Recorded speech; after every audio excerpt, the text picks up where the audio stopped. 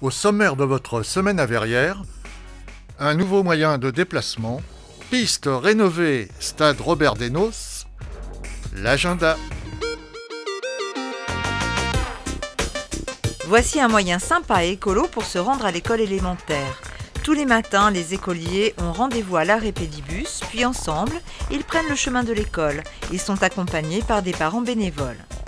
Le Pédibus, donc ce sont des parents qui se relaient. Ils sont 2 minimum pour accompagner les enfants à l'école, donc d'un point de départ à l'école, l'arrivée.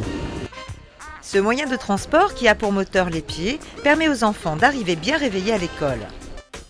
Mis en place par la ville depuis 2010, le Pédibus a aussi permis divers aménagements et améliorations dans les rues de Verrières-le-Buisson pour la sécurité de tous.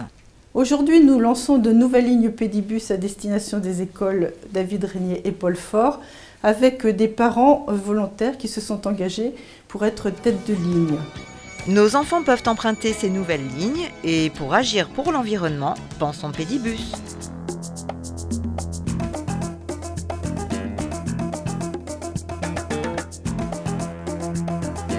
La ville a rénové la piste d'athlétisme du stade Robert Desnos.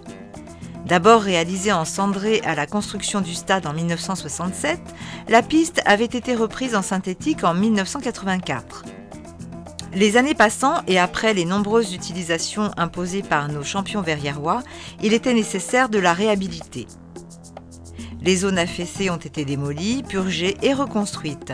Le revêtement existant a été nettoyé, dégraissé et rendu étanche par l'application d'une résine bouche-port.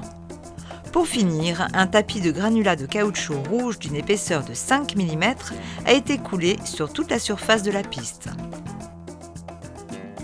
Les travaux seront achevés par le tracé blanc des couloirs.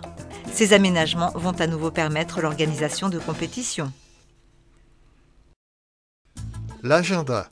Quelques dates à retenir.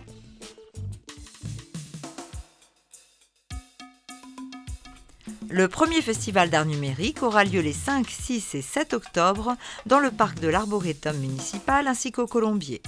Venez découvrir une quarantaine d'artistes à travers des performances, des installations et des vidéos. Marie-Thérèse Hermange, membre du Haut Conseil de la population et de la famille, nous parlera de la bioéthique.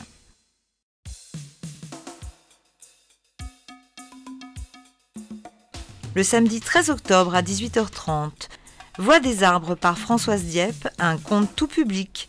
Réservation indispensable. Dans votre prochaine semaine à Verrières, L'espace famille en ligne.